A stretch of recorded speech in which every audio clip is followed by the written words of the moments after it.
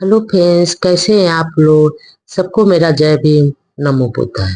बुद्ध और उनका धम्म। दूसरों पर बोझ बनने का आरोप। नंबर 1। भगवान बुद्ध पर यह भी आरोप लगाया गया था कि वह समाज पर बोझ है, दूसरों पर निर्भर रहते हैं और काम करके अपनी जीविका नहीं चलाते। आरोप और भगवान बुद्ध का उत्तर यहाँ दिया जा रहा है। नंबर 2। एक बार भगवान बुद्ध मगध जनपद के दक्षिण गिरि प्रदेश में एक नाला नाम के ब्राह्मण ग्राम में रह रहे थे। उस समय कृषि भारद्वाज ब्राह्मण के 500 हल खेत बोने के लिए जोते जा रहे थे। नंबर 3। पूर्वाह्न समय तथागत चीवर पहन तथा पात्र हाथ में ले वहां पहुंचे जहां ब्राह्मण अपना काम कराने में लगा हुआ था और उस समय भोजन लाया गया था। वहां पहुंचकर तथागत एक ओर खड़े हो गए। नंबर 4। भिक्षा के निमित्त तथागत को वहां खड़ा देखकर ब्राह्मण बोला, श्रमण, मैं खाने से पहले हल जोतता हूँ, बीज बोता हूँ। तुम्हें भी हल जोतना चाहिए, बीज बोना चाहिए और तब खाना चाहिए। नंबर 5। ब्राह्मण, मैं भी खाने से पहले हल जोतता हूँ और बीज बोता हूँ। नंबर 6। मैं ना कहीं श्रमण गौतम का जुआ देखता हूँ, ना हल देखता हूँ, ना हल की फाल देखता हूँ, ना बैलों को हाँकने की पैनी देखता हूँ और ना बैलों की जोड़ी ही देखता हूँ। तब भी आपका कहना है कि आप जोत बो कर ही खाते हैं। नंबर 7। आप कृषक होने का दावा करते हैं, किंतु हम आपके पास कृषि का एक भी साधन नहीं देखते। हमें अपनी कृषि के संबंध में समझाएं कि आप कैसे कृषि करते हैं। हम उसके बारे में सुनना चाहते हैं। नंबर 8। मेरे पास श्रद्धा का बीज है, तपस्या रूपी वर्षा है, प्रज्ञा रूपी जोत और हल है। पाप विरूपता का दंड है, विचार रूपी रस्सी है। स्मृति यानी चित्त की जागरूकता रूपी हल की फल और पैनी है। तथागत ने उत्तर दिया। नंबर 9। वचन और कर्म में संयत रहता हूँ तथा भोजन की उचित मात्रा का ज्ञान रखता हूँ। मैं अपनी खेती को बेकार घास ने खरपतवार से मुक्त रखता हूँ और आनंद की फसल काट लेने तक प्रयत्नशील रहने वाला हूँ। अप्रमाद मेरा बैल है, जो बाधाएं देखकर भी पीछे मुंह नहीं मोड़ता।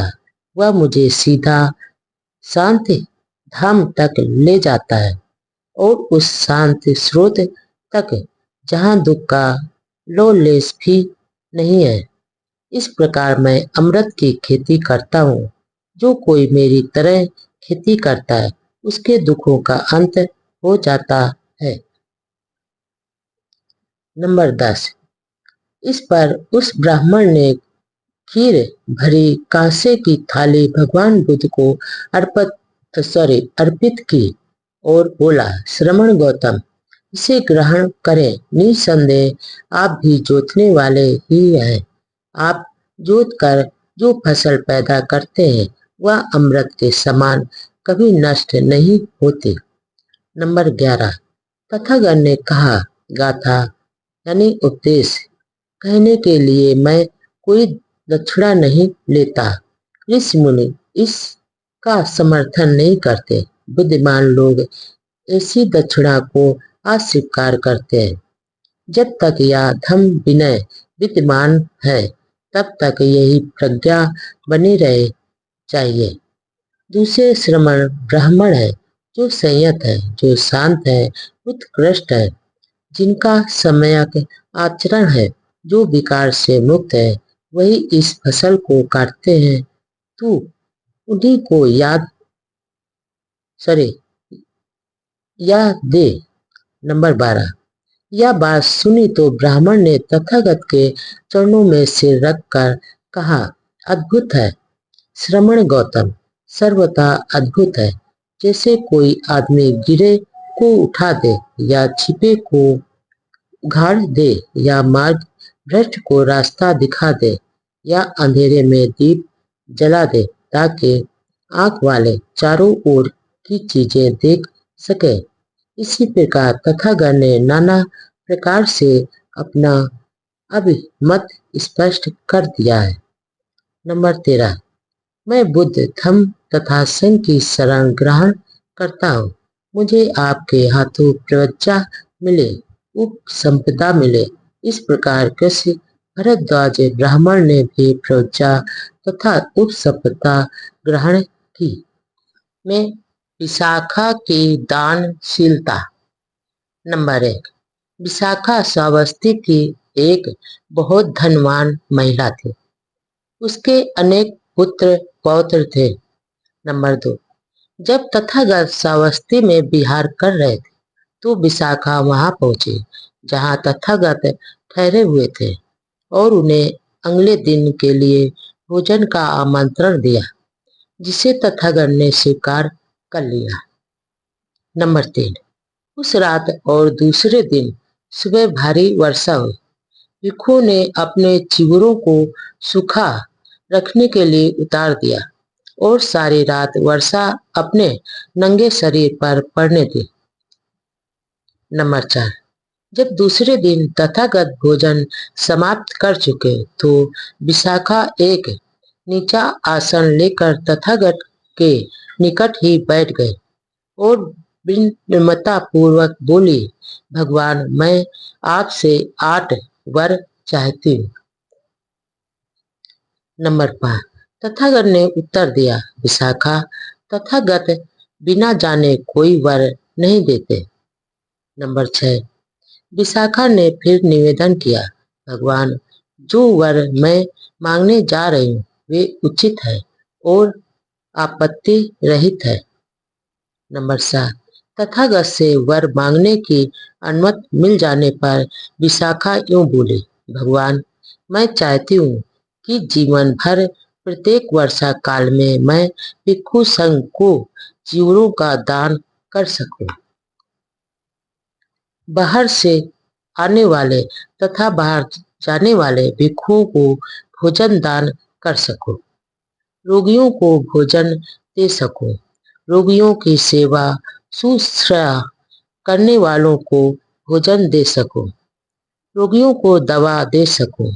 खीर, दूध, भात दान कर सकूं और भिक्षुणियों के लिए नहाने के वस्त्र का दान कर सकूं। नंबर 8, हे विशाखा, इन 8 वरों को मांगने का तेरा क्या प्रयोजन है? नंबर 9, विशाखा ने उत्तर दिया, भगवान, मैंने अपनी नौकरानी को आज्ञा दी कि तू बिहार में जा और भिक्षु संघ को सूचित कर कि भोजन तैयार है। मेरी नौकरानी वहां गई, लेकिन जब वह बिहार पहुंची तो उसने देखा कि पानी बरसते समय सारे भिक्षु निर्वस्त्र थे। उसने सोचा, ये लोग भिक्षु नहीं है, ये नग्न तपस्वी है जो अपने शरीर पर पानी पड़ने दे रहे। अतः वह लौट आए और उसने मुझे वह सारा हाल बताया। तब मुझे उसको दोबारा भेजना पड़ा। नंबर 10, भगवान, नग्नता असुचिपूर्ण है।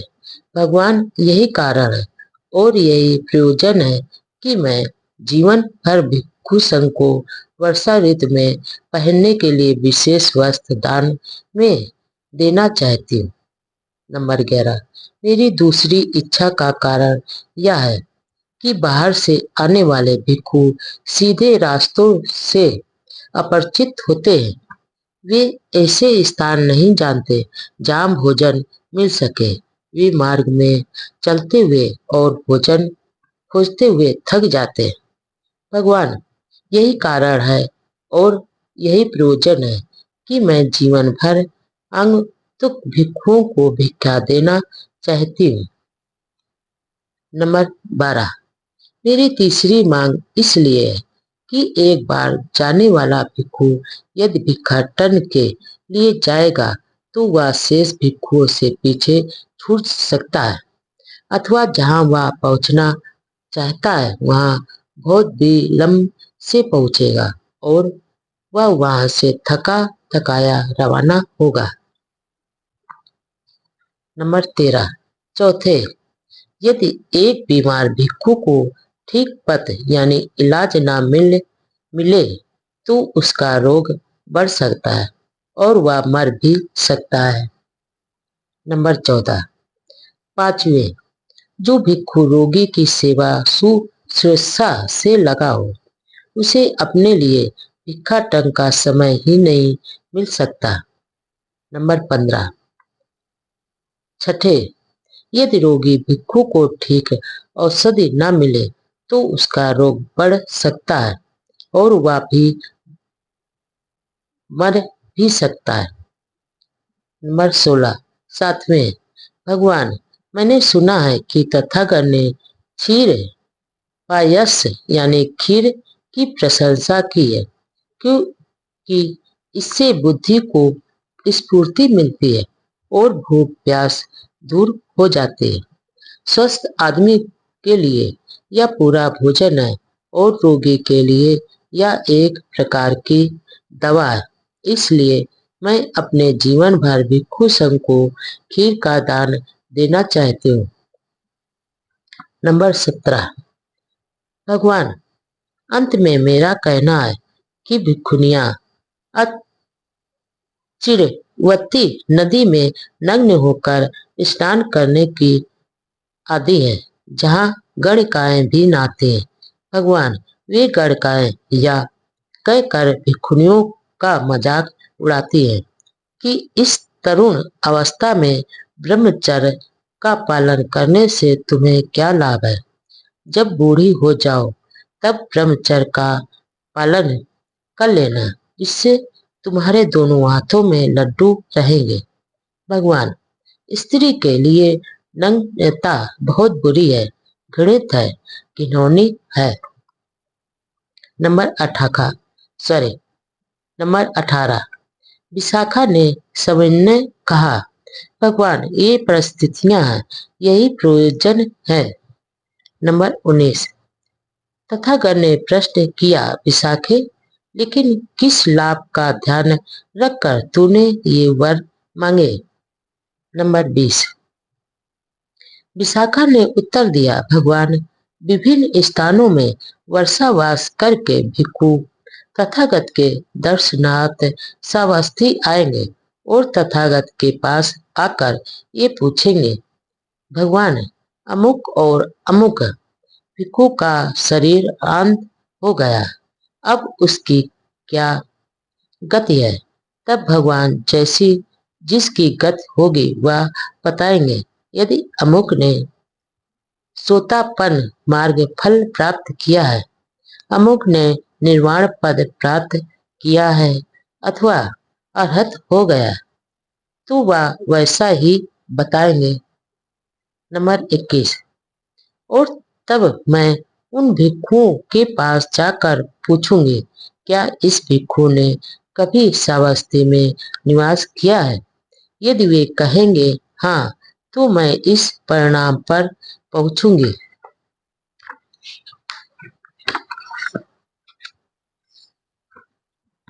नंबर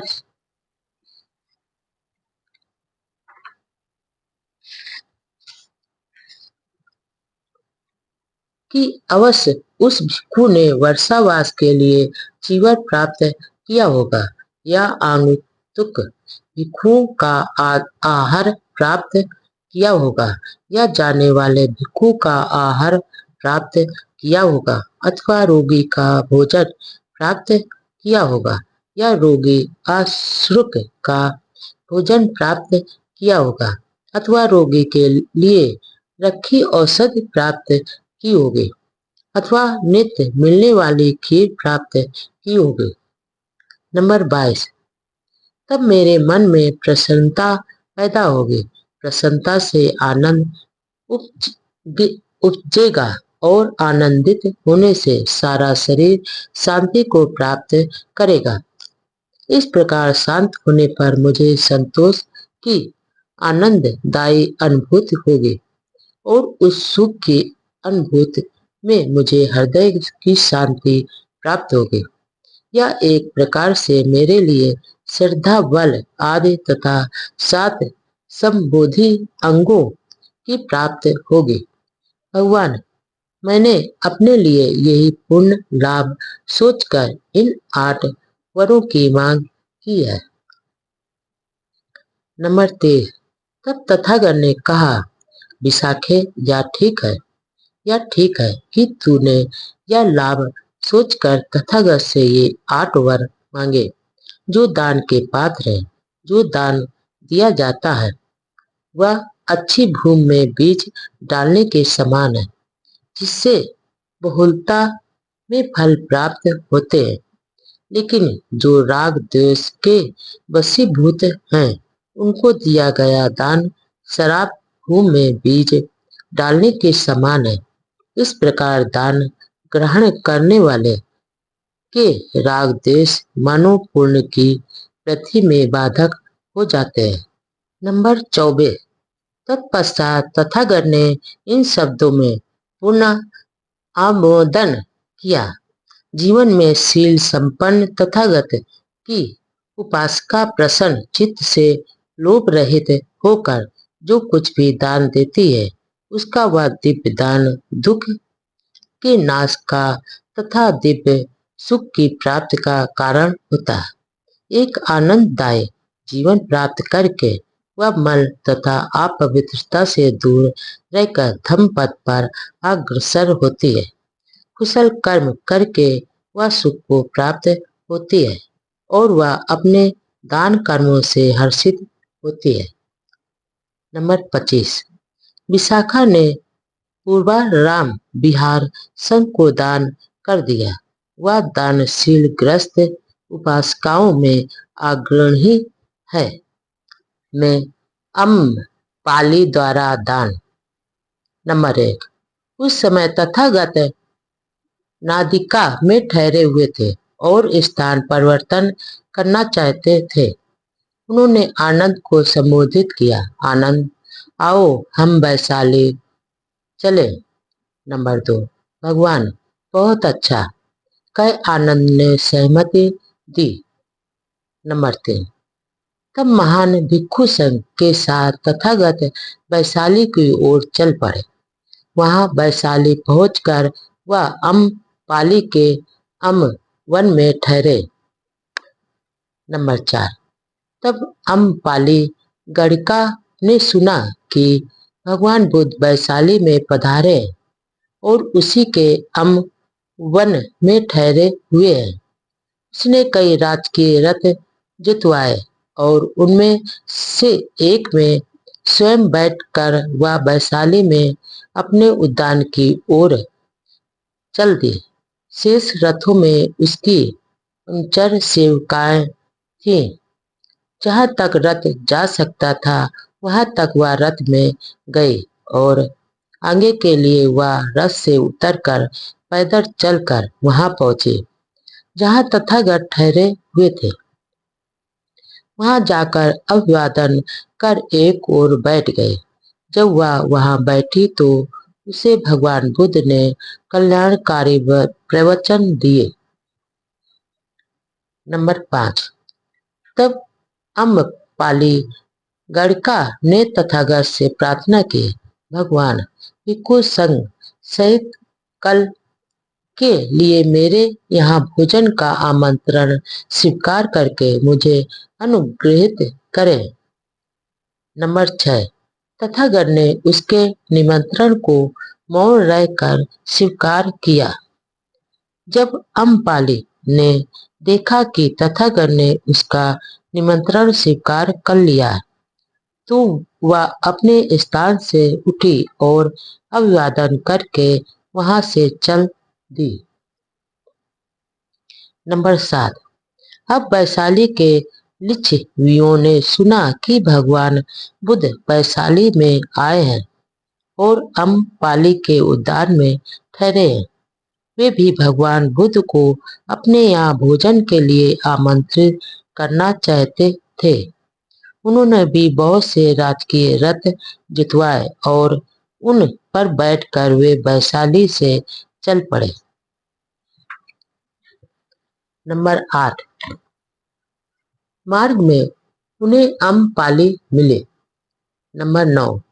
और अम्रपाली लिच्छवियों के रथों से रथ, पहिए से पहिया और धुरी से धुरी टकराती हुई पास से गुजरे। लिच्छवियों ने पूछा, अम्रपाली, क्या बात है जो आज तू हमसे रथ टकराती हुई जा रही है? नंबर 10। स्वामियों, तथागत ने भिक्षु संघ सहित कल के लिए मेरा भोजन का आमंत्रण स्वीकार कर लिया है। नंबर 11। अम्रपाली, हमसे 1 लाख ले ले या कल का भोजन हमें कराने दे। नंबर 12। स्वामियों, यदि आप उपनगरों सहित समस्त वैशाली भी मुझे दे, तब भी मैं कल का भोजन कराने का यह अवसर अपने हाथ से नहीं जाने दूंगी। नंबर 13। लिच्छवी हाथ मलते रह गए। वे बोले, इस अम्रवन की लड़की ने हमें हरा दिया। अम्रपाली से हम पीछे रह गए और वे अम्रवन की ओर बढ़ते गए। नंबर 14।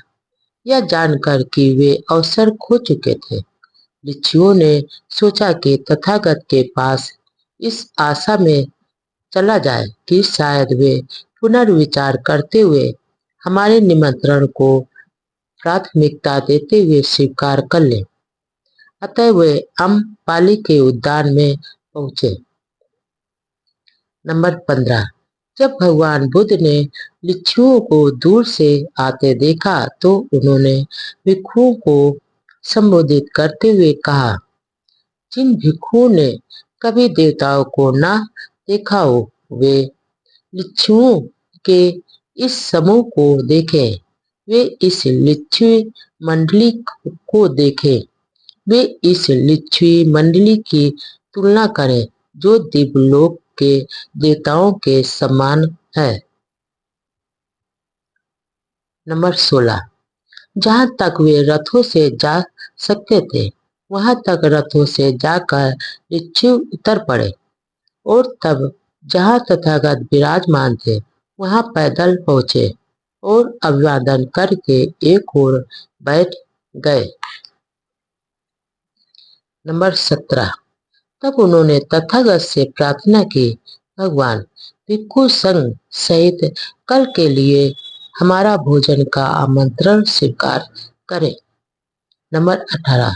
लिच्छवियों, कल के भोजन के लिए मैंने अम्रपाली को वचन दे दिया है। उन्होंने उत्तर दिया।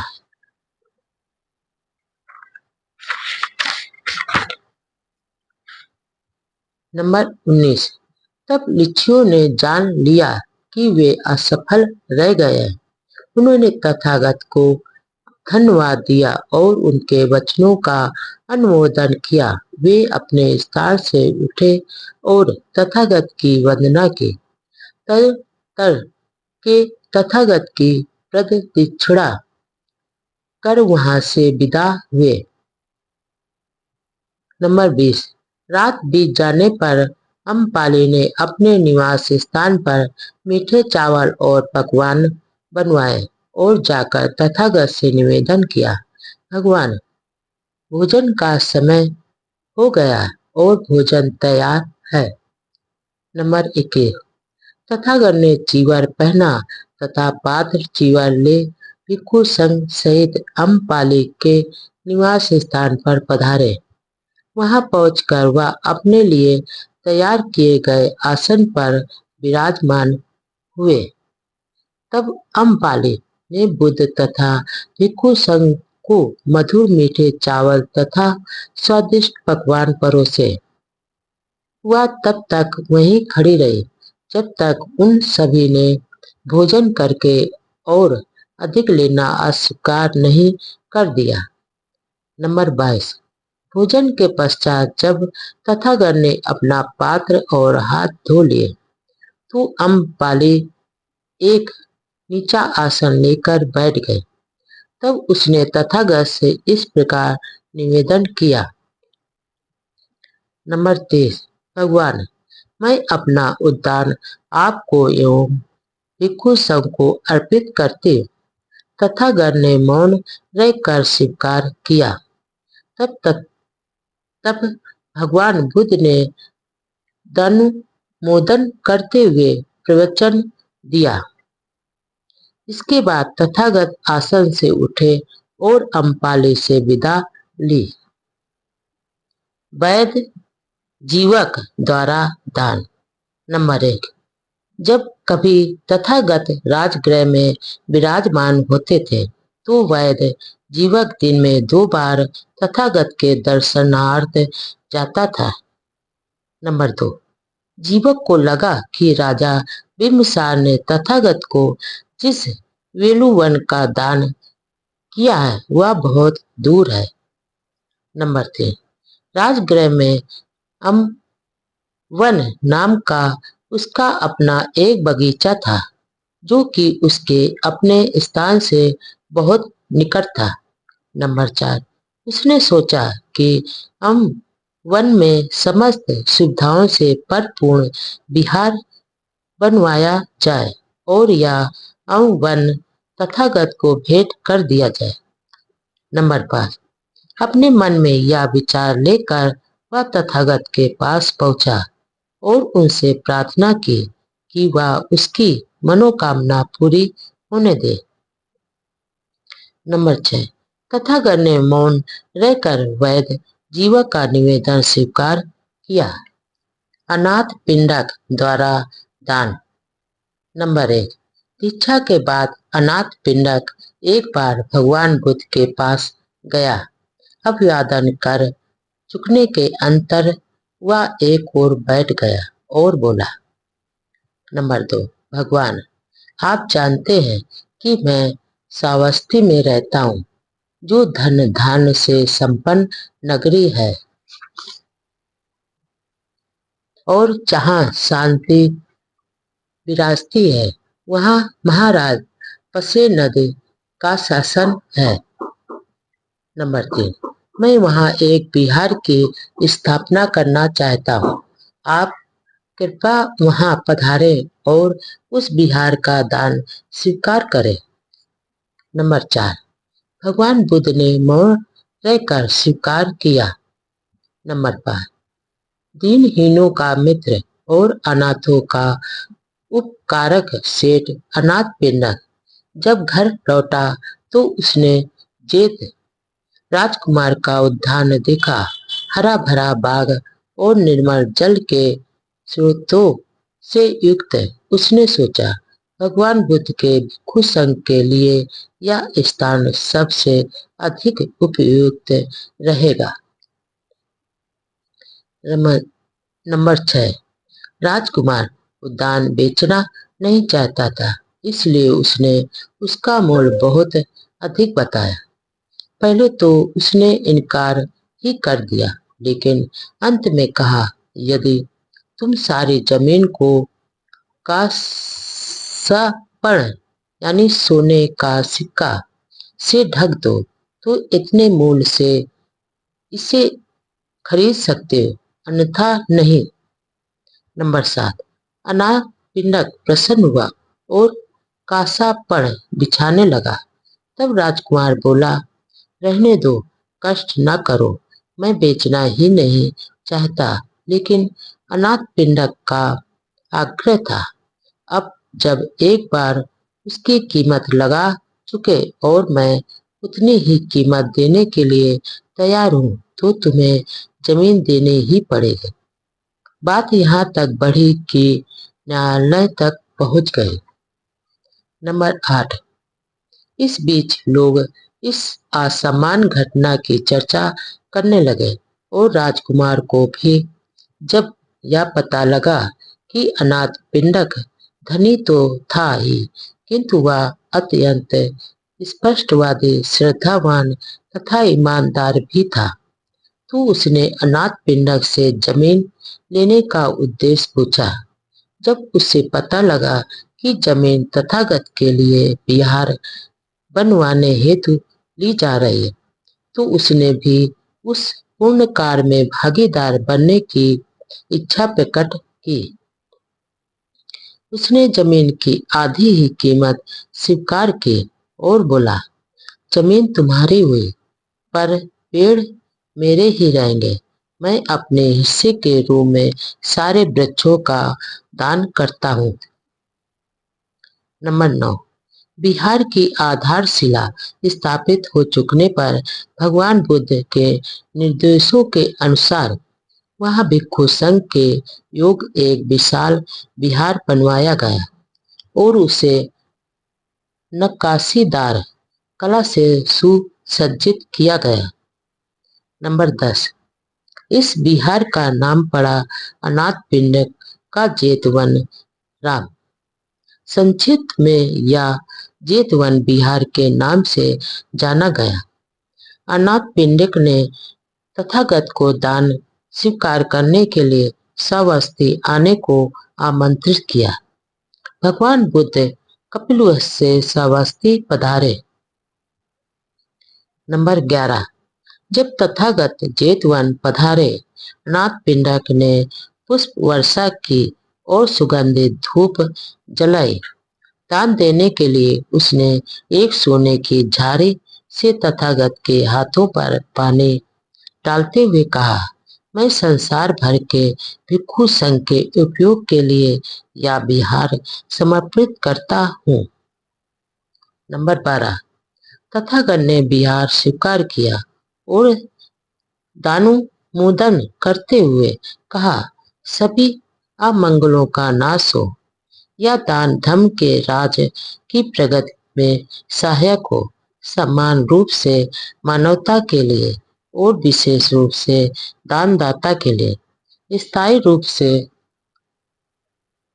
कल्याणकारी हो।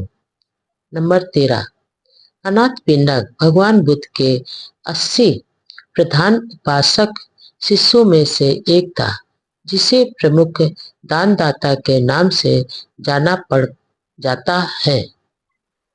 उनके संरक्षक बुद्ध के परम अनुयायी व उपासक मगधराज बिम्बिसार द्वारा दान। नंबर 1, राजा बिम्बिसार भगवान बुद्ध के मात्र अनुयायी ही नहीं थे, वह एक श्रद्धावान उपासक भी थे और धर्म के बहुत बड़े समर्थक थे। नंबर 2, व्रत उपासक बन जाने पर बिम्बिसार ने तथागत से प्रार्थना की, भगवान आप भिक्षु संघ सहित कल के भोजन के लिए मेरा आमंत्रण स्वीकार करें। नंबर 3, तथागत ने मौन रहकर बिम्बिसार का निमंत्रण स्वीकार किया। नंबर 4, राजा बिम्बिसार ने जब यह जान लिया कि भगवान बुद्ध ने उसका निमंत्रण स्वीकार कर लिया है, तो वह अपने स्थान से उठा और तथागत का आदर पूर्वक अभिवादन करके तथा उनकी प्रदक्षिणा करके वहां से चला गया। नंबर 5, रात बीत जाने पर राजा बिम्बिसार ने बढ़िया से बढ़िया भोजन तैयार कराए और समय हो जाने पर तथागत को इसकी सूचना दी, भगवान भोजन तैयार है। नंबर 6, पूर्वाह्न में तथागत ने चीवर पहन अपना पात्र चीवर ले उन भिक्षुओं के साथ राजगृह में प्रवेश किया जो पहले जटिल हुआ करते थे। नंबर 7, तथागत राजा बिम्बिसार के महल की ओर गए और वहां पहुंचकर संघ सहित बिछे आसन पर बैठ गए। राजा बिम्बिसार ने बुद्ध प्रमुख भिक्षु संघ को अपने हाथ से भोजन परोसा। भोजन ग्रहण कर चुकने के पश्चात तथागत ने जब अपने हाथ और पात्र धो लिए तो राजा बिम्बसार उनके पास आ बैठा। नंबर 8। उनके पास बैठकर राजा बिम्बसार ने सोचा, मैं तथागत के निवास स्थान के लिए जगह कहाँ खोजूं जो गांव से बहुत दूर ना हो और बहुत निकट भी ना हो, जो लोगों के वहां आने जाने के योग हो, पहुंचने में सुगम हो, जहां दिन में बहुत भीड़ ना हो और रात में बहुत शोर ना हो, जो एकांत हो, जन समूह से अलग हो और वैराग जीवन के लिए सुयोग हो। नंबर 9। तब राजा बिम्बसार को ध्यान आया, मेरा अपना आनंददायक बेफुवन उद्यान है, जो न नगर से बहुत दूर है और न ही नगर के बहुत समीप है, जो आने जाने के लिए सुगम है। क्यों ना मैं उस सुगध बेफुवन को बुद्ध प्रमुख भिक्षु संघ को दान स्वरूप भेंट कर दूं। नंबर 10। तब राजा ने भगवान बुद्ध के हाथ पर डालने के लिए एक जल भरे स्वर्ण झारी ली और उसे भगवान को भेंट करते हुए कहा, मैं यह बेलूवन उद्यान बुद्ध प्रमुख भिक्षु संघ को दान देता हूँ। तथागत ने उद्यान स्वीकार कर लिया। नंबर 11।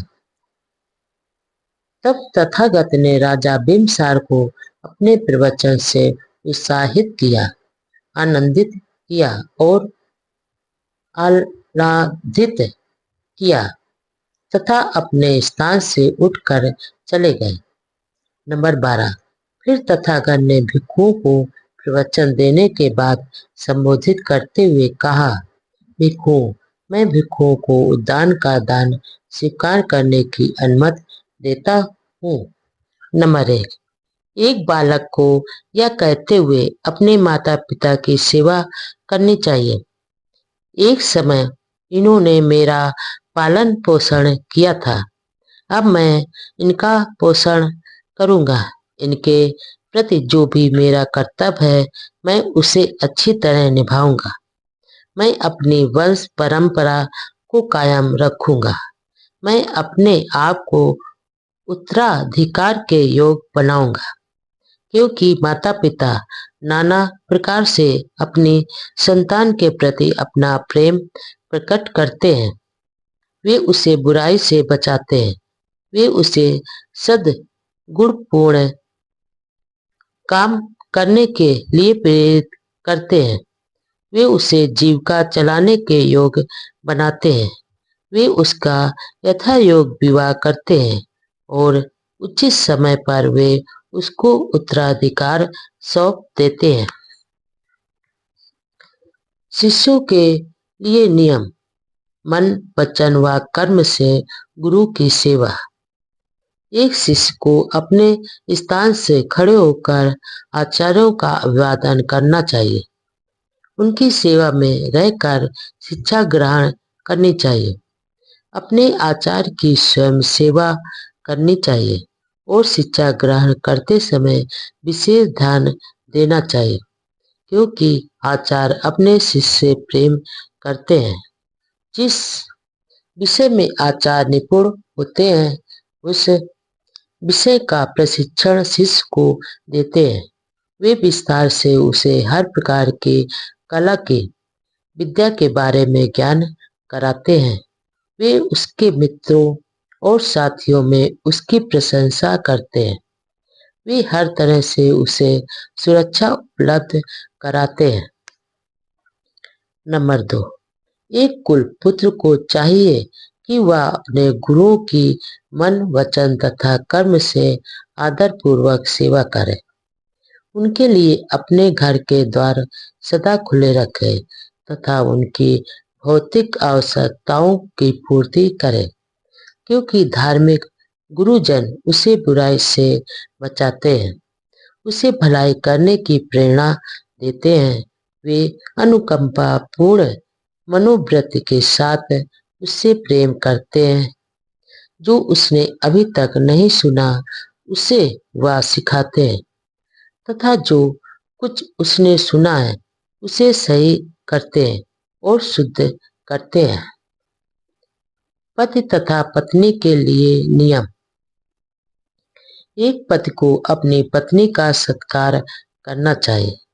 शिष्टाचार द्वारा वफादारी से अधिकार देते हुए गहने बनवाकर उसके प्रति आदर भाव प्रदर्शित करना चाहिए, क्योंकि स्त्री उसे प्यार करती है, उसके सभी कार्य अच्छी तरह करती है। वह उसके तथा अपने सभी संबंधियों का आतिथ्य स्वामी भक्ति के साथ करती है। उसके द्वारा जुटाए गए सामान की रक्षा करती है और कौशल तथा परिश्रम के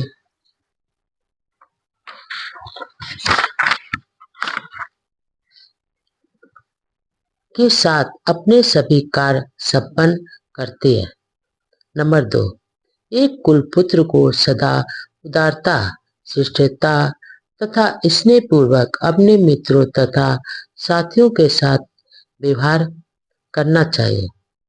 उसे उनके साथ वैसा ही व्यवहार करना है जैसा व्यवहार वह अपने साथ करता है, और अपने वचन का पक्का होता है, क्योंकि उसके मित्र और परिचित जन उसे प्यार करते हैं। असुरक्षित होने पर उसकी रक्षा करते हैं और अवसर आने पर उसकी संपत्ति की रक्षा करते हैं। खतरे के समय वे उसका शरण स्थान बन जाते हैं। संकट आने पर वे उसका साथ नहीं छोड़ते। वे उसके परिवार का ध्यान भी रखते हैं। स्वामी तथा सेवक के लिए नियम। एक मालिक को चाहिए कि वह अपने सेवकों तथा कर्मचारियों को उनकी सामर्थ्य के अनुसार काम दे, उन्हें भोजन तथा मजदूरी दे, बीमारी में उनकी देखभाल करे, असाधारण स्वादिष्ट चीजें उनके साथ मिल बांट कर खाए और समय पड़ने पर उन्हें अवकाश भी दे, क्योंकि सेवक और कर्मचारी अपने स्वामी से प्रेम करते हैं। वे उससे पहले सोकर उठते हैं, उसके सो जाने के बाद सोते हैं। जो कुछ उन्हें मिलता है वे उसी से संतुष्ट रहते हैं। वे अपना काम अच्छी तरह से करते हैं और सर्वत्र उसका यश फैलाते हैं। नंबर 2, तथागत के इस प्रकार कहने पर तरुण गृहपति श्रीगाल बोला, भगवान अद्भुत है। जैसे कोई उखड़े को जमा दे अथवा ढक्के को उधार दे अथवा किसी पथ भ्रष्ट को रास्ता दिखा दे अथवा अंधेरे में दीप जला दे ताकि आंख वाले देख सके। इसी प्रकार तथागत ने नाना प्रकार से सत्य को प्रदर्शित किया है। नंबर 3, और मैं भी बुद्ध धम्म तथा संघ की शरण जाता हूँ। कृपया भगवान आप मुझे प्राण रहने तक अपना शरणागत उपासक स्वीकार करें। बालिकाओं के लिए नियम। नंबर 1, एक बार भगवान बुद्ध हत्ती के पास जाति वन में ठहरे हुए थे। मेढक का पौत्र उगाह वहां आया और अभिवादन करके एक ओर बैठ गया। उस प्रकार बैठे हुए उगाह ने तथागत से निवेदन किया। नंबर 2, भगवान कृपया हम तीन के साथ कल के लिए मेरा भोजन का आमंत्रण स्वीकार करें। नंबर 3, तथागत ने मौन रहकर उनका निमंत्रण स्वीकार किया।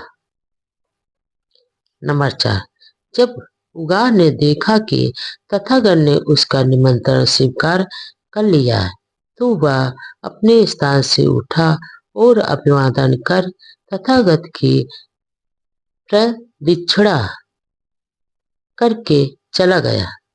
नंबर 5, रात के बीत जाने पर दूसरे दिन तथागत ने पूर्वाह्न के समय जीवन धारण किया और पात तथा दूसरा जीवन ले जहाँ उगा का घर था वहां गए और बिछे आसन पर जा बैठे। उगा ने तथागत को अपने हाथ से नाना प्रकार के भोजनों से संतृप्त किया। नंबर 6। जब तथागत भोजन समाप्त कर चुके तो वह एक ओर बैठ गया। इस प्रकार बैठे हुए उसने तथागत से कहा। नंबर 7। भगवान, मेरी ये लड़कियां अपने अपने पति के घर चली जाएंगी।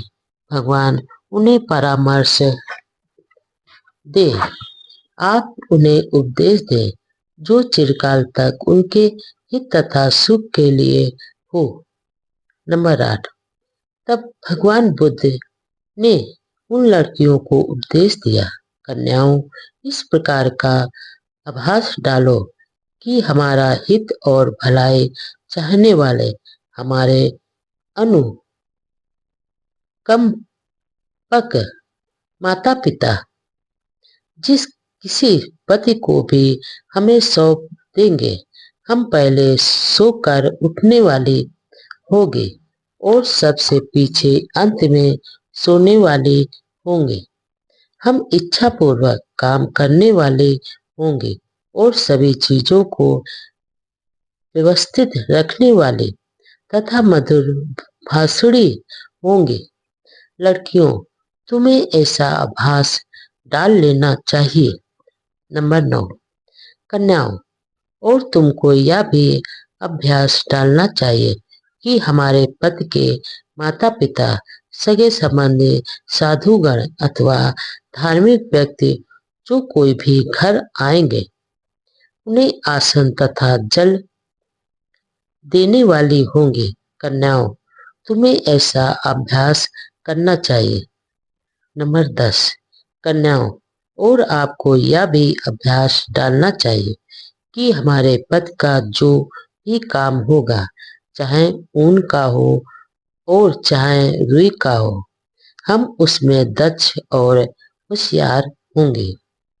हम उस काम को सीखकर उसे स्वयं करने वाली या करवाने वाली होंगे। तुम्हें ऐसा अभ्यास करना चाहिए। नंबर 11।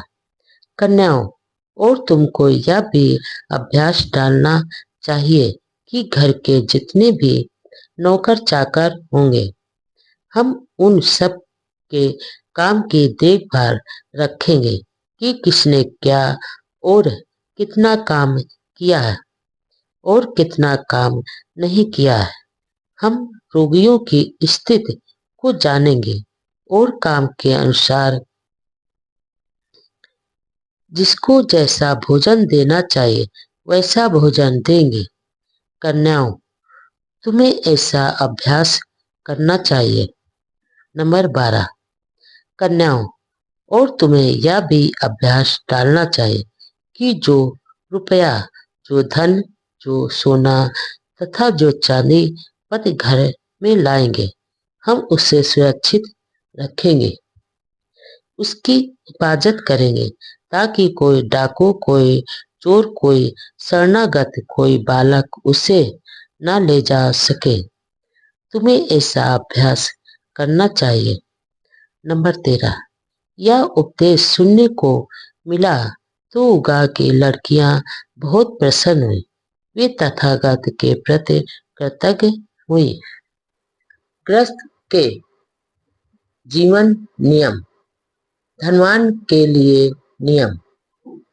गरीबी में ही जीवन गुजार देना कोई आदर्श नहीं।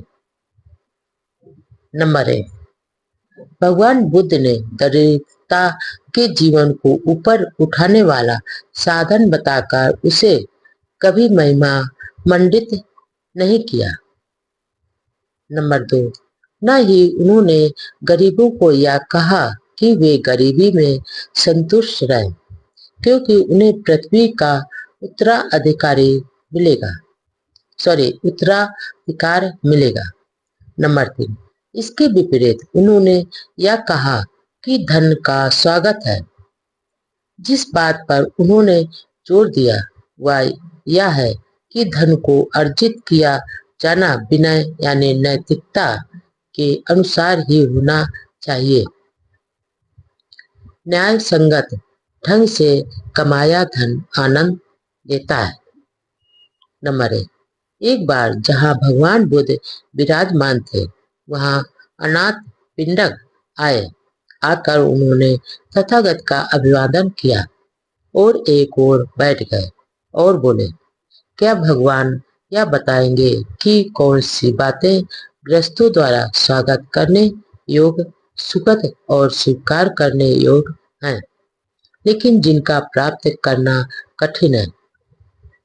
नंबर 2, अनाथ पिंडक का प्रश्न सुनकर तथागत ने उत्तर दिया, ऐसी बातों में पहली बात यह है कि न्याय संगत तरीके से धन प्राप्त किया जाए। नंबर 3, दूसरी बात यह देखना है कि सगे संबंधी भी न्याय संगत तरीके से धन प्राप्त कर सके। नंबर 4, तीसरी बात है दीर्घजीवी होना। नंबर 5, इन तीनों बातों को प्राप्त दुनिया भर में स्वागत करने योग्य है, सुखद है, स्वीकार करने योग्य है, किंतु इनका प्राप्त करना कठिन है। इसके लिए पहले 4 शर्तें पूरी करनी आवश्यक है।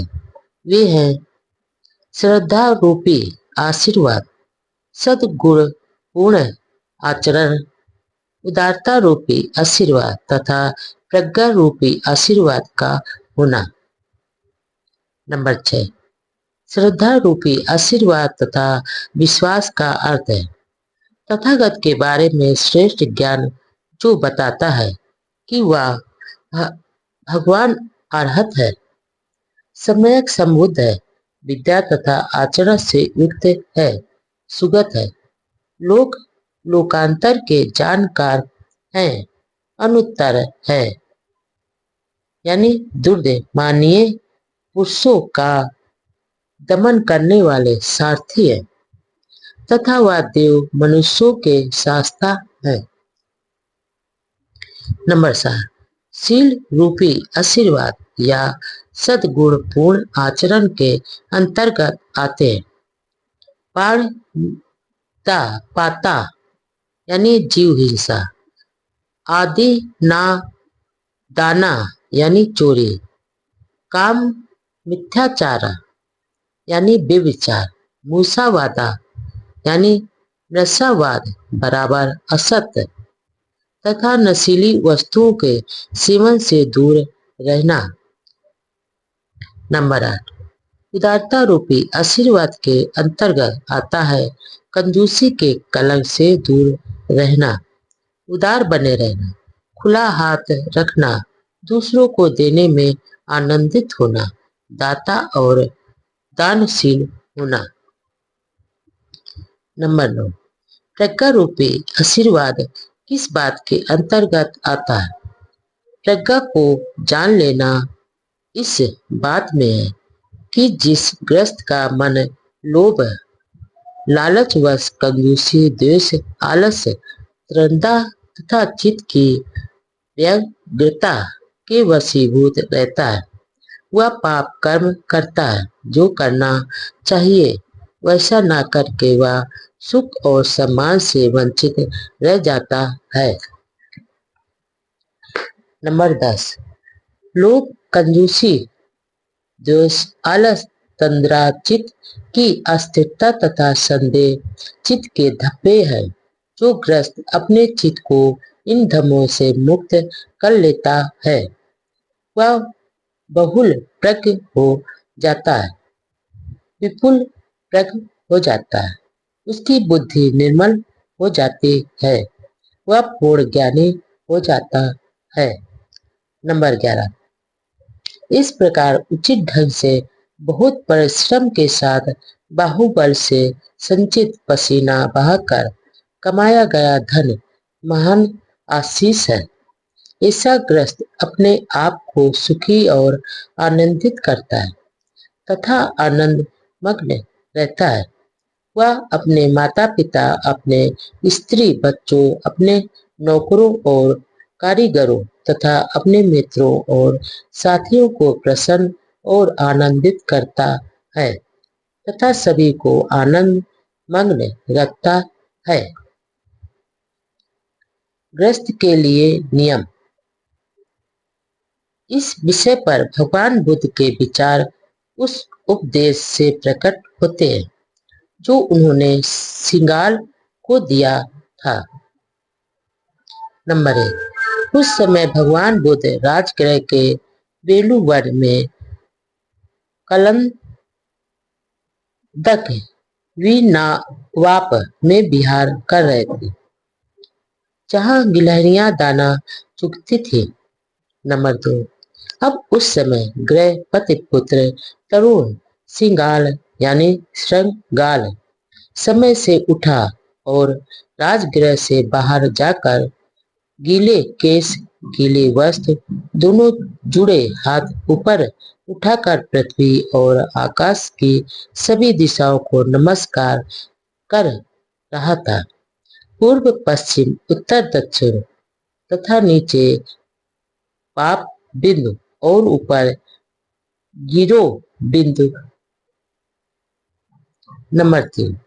उस दिन तथागत समय रहते ही प्रातःकाल चीवर पहन, पात्र तथा चीवर ले राजगृह में भिक्षाटन के लिए निकले।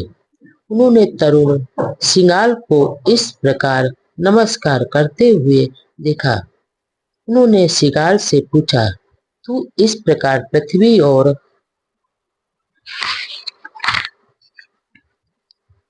आकाश की सभी दिशाओं की पूजा क्यों कर रहा है? नंबर 4। मरते समय मेरे पिता ने कहा था, हे पुत्र, तुम्हें पृथ्वी और आकाश की सभी दिशाओं की पूजा करनी चाहिए। इसलिए भगवान अपने पिता के वचनों के प्रति आदर प्रदर्शित करते हुए मैं इस प्रकार पूजा करता हूँ। नंबर 5। तथागत ने फिर पूछा, लेकिन संसार में आदमी का यह सच्चा धर्म कैसे हो सकता है? सिंगाल बोला, यदि कोई दूसरा है तो भगवान की बहुत कृपा होगी कि वे बताएं कि वह सच्चा धर्म क्या है। नंबर 6। तो तरुण गृहपति, मेरी बात ध्यान देकर सुनो, मैं बताता हूँ। भगवान, बहुत अच्छा, सिंगाल बोला। तब तथागत ने कहा। नंबर 7। कोई भी धर्म आदमी का धर्म तभी हो सकता है जब वह उसे बुरी बातों का आचरण यानी दुराचरण त्यागने की शिक्षा दे। प्राणियों की हिंसा करना, चोरी, व्यभिचार तथा झूठ बोलना ये आचरण की 4 बुराइयां हैं जिनसे उसको दूर रहना चाहिए। नंबर 8। सिंगाल, यह बात तू जान ले कि पाप कर्म तो पक्षपात, शत्रुता, मूर्खता तथा भय के कारण किए जाते हैं। यदि आदमी इनसे मुक्त हो जाए तो वह कोई पाप कर्म करेगा ही नहीं। नंबर 9। कोई भी धर्म आदमी का धर्म तभी हो सकता है जब वह उसे अपने धन को बर्बाद करने की शिक्षा न दे। आदमी का धन शराब पीने की आदत से बर्बाद होता है, अनुचित समय पर रात को बाजारों में घूमने से बर्बाद होता है, मेले तमाशे में घूमने फिरने से बर्बाद होता है, जुए में आसक्ति से बर्बाद होता है, कुसंगत में पड़ जाने से बर्बाद होता है और आलसी हो जाने की आदत से बर्बाद होता है। नंबर 10। सिंगार, शराब की लत पड़ जाने से 6 हानियां हैं। नंबर 1, धन की हानि। नंबर 2, कलह में वृद्धि। नंबर 3, रोग की संभावना। नंबर 4, सुचरित्र की हानि। नंबर 5, भक्ति नंग सत्ता का प्रदर्शन तथा नंबर 6 बुद्धि की हार। नंबर 11 अनुचित समय पर रात को सड़कों पर घूमने की 6 हानियां हैं। नंबर 1 वह स्वयं बिना अंगरक्षक के अथवा असुरक्षित होता है। नंबर 2 उसके स्त्री बच्चे आरक्षित होते हैं। नंबर 3 उसकी संपत्ति आरक्षित रहती है। नंबर 4 जिन अपराधों को करने वालों का पता नहीं चलता उनका संदेह उस पर किया जाता है। नंबर 5 उसके बारे में झूठी अफवाहें फैल जाती है तथा नंबर 6 और भी अनेक कष्ट हैं जो उसे भुगतने पड़ते हैं। नंबर 12 मेले तमाशे में घूमने फिरने की आदत में 6 दोष हैं।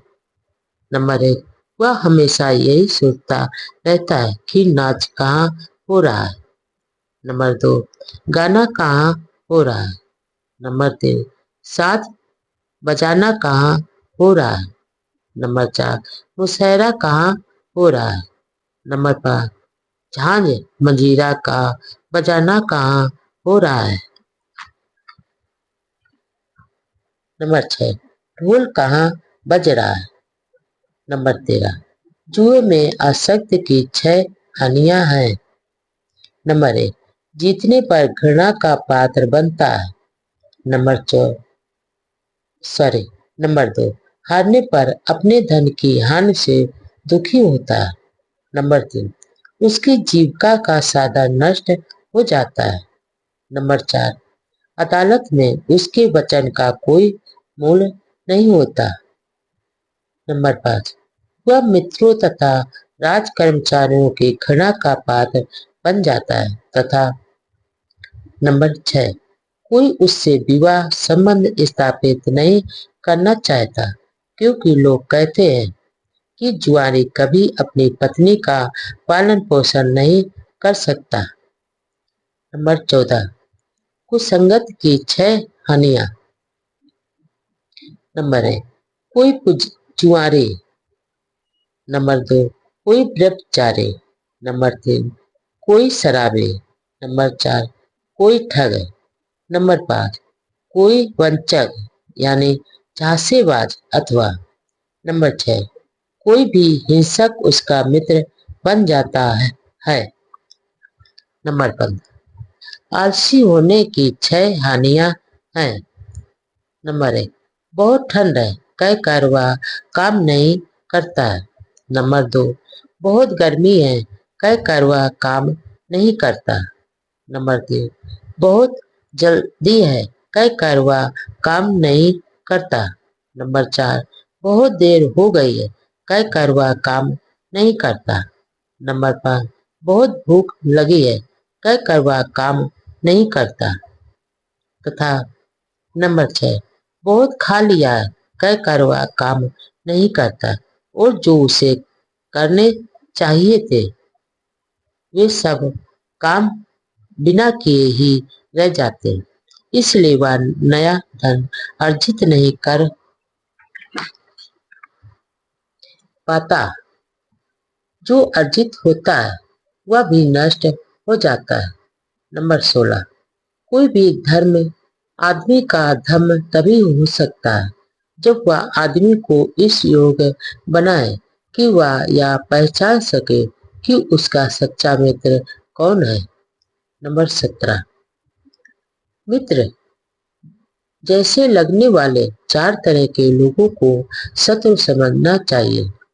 नंबर 1 जो लोभी हो बातों की कमाई खाने वाला। नंबर 2 लोभी एवं पेटू।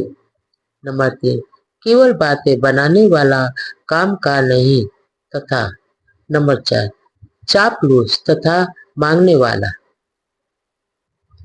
नंबर 18 इनमें से प्रथम को इसलिए मित्र के रूप में शत्रु समझना चाहिए क्योंकि वह बातों की कमाई खाने वाला होता है। वह देता कम है और मांगता अधिक है। वह अपना कर्तव्य भी भय के कारण करता है। वह सदा अपने स्वार्थ का ही ध्यान रखता है। नंबर 19, जो लोभी एवं पेटू होता है उसे भी मित्र रूप में शत्रु ही समझना चाहिए, क्योंकि वह अपनी भूतकाल की मित्रता की सीखी ही बघाड़ता रहता है। वह भविष्य में मैत्रीपूर्ण व्यवहार की बात करता है। वह खोखले वचन मात्र से ही लाभ उठाना चाहता है, किंतु जब कुछ सहायता करने का समय आता है तो वह अपनी असमर्थता प्रकट कर देता है। नंबर 20, जो केवल बातें बनाने वाला हो किंतु काम का नहीं, उसे भी मित्र रूप में शत्रु ही समझना चाहिए, क्योंकि वह बुराई करने की स्वीकृति देता है, भलाई के काम में अनिच्छा प्रकट करता है। वह मुंह पर प्रशंसा करता है, पीठ पीछे तुम्हारी निंदा करता है। नंबर 21, जो चापलूस तथा मांगने वाला साथी हो उसे भी मित्र रूप में सत्य ही समझना चाहिए, क्योंकि आज समय बाजार में घूमने के समय ही वह साथी होता है। जब तुम मेले तमाशे देखते फिरते हो तो वह तुम्हारा साथी होता है। जब तुम जुआ खेलने में लगे होते हो तो उस समय वह तुम्हारा साथी होता है। नंबर 22, 4 तरह के मित्रों को सच्चा मित्र जानना चाहिए। जो सहायक हो। नंबर 2, जो सुख दुख का साथी हो। नंबर 3, जो अच्छा परामर्श देता हो तथा नंबर 4, जो सहानुभूति रखता हो। नंबर 23, जो सहायक हो उसे सच्चा मित्र जानना चाहिए, क्योंकि जब तुम असुरक्षित होते हो उस समय वह तुम्हारी सुरक्षा करता है। जब तुम्हारी संपत्ति असुरक्षित रहती है उस समय वह उसकी सुरक्षा करता है। जब तुम भयभीत होते हो तो उस समय वह तुम्हारा शरण स्थान होता है। जब तुम्हें काम करने होते हैं तो वह तुम्हारी आवश्यकता से दुगनी वस्तुएं तुम्हें उपलब्ध कराता है। नंबर 24, जो सुख दुख में साथी हो उसे सच्चा मित्र जानना चाहिए, क्योंकि वह तुम्हें अपने भेद बता देता है। वह तुम्हारे भेद को छिपा कर रखता है। तुम्हारी मुसीबत में वह तुम्हारा साथ नहीं छोड़ता। वह तुम्हारे लिए अपने जीवन तक को अर्पित कर देता है। नंबर 25, जो सद परामर्श देता हो उसे सच्चा मित्र जानना चाहिए, क्योंकि वह तुम्हें बुराई से रोकता है। वह तुम्हें शुभ कर्म करने के लिए प्रेरित करता है। जो बातें तुमने पहले नहीं सुनी ऐसी बातें वह सुनाता है। वह तुम्हें मुक्ति का मार्ग दिखाता है। नंबर 26, जो सहानुभूति रखता हो उसे भी सच्चा मित्र जानना चाहिए, क्योंकि वह तुम्हारे बुरे दिनों पर खुश नहीं होता। तुम्हें समृद्धशाली देखकर वह खुश होता है। तुम्हारी बुराई करने वाले को वह रोकता है। तुम्हारी प्रशंसा करने वाले की वह प्रशंसा करता। नंबर 27, भगवान बुद्ध ने बताया, किसी को 6 दिशाओं की पूजा करने की शिक्षा देने के बजाय जो धर्म मानव धर्म होता है वह ये 6 शिक्षाएं देता है। वह अपने माता पिता का आदर सत्कार करे। नंबर 2, अपने गुरुओं का आदर करें। नंबर 3, अपनी स्त्री तथा अपने बच्चों को प्यार करें। नंबर 4, अपने मित्रों तथा साथियों से स्नेहपूर्वक व्यवहार करें। नंबर 5, अपने सेवक और श्रमिकों की सहायता करें तथा अपने धर्म गुरुओं का सम्मान करें। भिक्षु को धर्म प्रसार के लिए संघर्षरत रहना चाहिए। नंबर 1, भिक्षुओं को संबोधित करते हुए एक बार भगवान बुद्ध ने कहा। नंबर 2, भिक्षुओं, ऐसा नहीं है कि मैं संसार से झगड़ता हूँ, किंतु संसार मुझसे झगड़ता है। सत्य का उपदेशक संसार में कभी किसी से नहीं झगड़ता। नंबर 3, भगवान, हम अपने आप को योद्धा योद्धा कहते हैं, तब हम किस प्रकार योद्धा हैं? नंबर 4, भिक्षु, हम युद्ध करते हैं इसलिए हम योद्धा कहलाते हैं। नंबर 5, भगवान, हम किस बात के लिए युद्ध करते हैं? नंबर 6, भिक्षुओं, हम श्रेष्ठ शील के लिए युद्ध करते हैं, श्रेष्ठ अप्रमाद के लिए युद्ध करते हैं, श्रेष्ठ प्रज्ञा के लिए युद्ध करते हैं, इसलिए हम योद्धा कहलाते हैं। नंबर 7, जहाँ शील को खतरा हो संघर्ष से पीछे मत हटो, ऐसे में मौन मत रहो।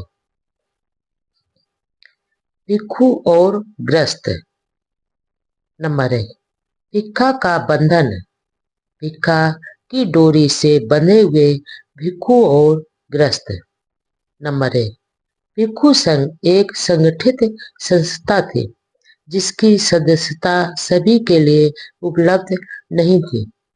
नंबर 2, भिक्षु संघ का सदस्य बनने के लिए किसी प्रवचित के लिए परिवाचक होना ही पर्याप्त नहीं था। नंबर 3, एक परिवाचक उपसंपदा प्राप्त करने के बाद ही संघ का सदस्य बन सकता था। नंबर 4, संघ एक स्वतंत्र संस्था थी या अपने संस्थापक से भी स्वतंत्र थी। नंबर 5, या स्वतंत्र थी या जिसे चाहे उसे अपना सदस्य बना सकते थे, बिना पिटक के नियमानुसार या किसी भी सदस्य की सदस्यता समाप्त कर सकते थे। नंबर 6, भिक्षा ही मात्र वह डोरी थी जिससे भिक्षु और ग्रस्त परस्पर बंधे हुए थे। नंबर 7, भिक्षु तो भिक्षा पर निर्भर रहते थे और ग्रस्त उन्हें भिक्षा प्रदान करते थे। नंबर 8, ग्रस्त लोग संगठित नहीं थे। नंबर 9, किसी व्यक्ति के संग में लिए जाने यानी दीक्षित करने पर संघ दीक्षा अथवा समारोह का आयोजन होता था। नंबर 10, संघ दीक्षा के अंतर्गत व्यक्ति की संघ तथा धम्म दीक्षा दोनों ही शामिल थे। नंबर 11, लेकिन उन लोगों के लिए कोई अलग धम्म दीक्षा नहीं थी जो धम्म में तो दीक्षित होना चाहते थे किंतु संघ का सदस्य नहीं बनना चाहते थे। इसका एक परिणाम था ग्रह त्याग करके ग्रह विहीन यानी परिवाचक स्थिति में रहना। नंबर 12, यह एक गंभीर कमी रह गई। यह कमी उन कारणों में से एक थी जो अंततः भारत से बुद्ध धम्म के लुप्त हो जाने का कारण बनी। नंबर 13, इसी पृथक धम्म दीक्षा के न होने के कारण ग्रस्त एक धर्म से दूसरे धर्म में जाने के लिए स्वतंत्र था।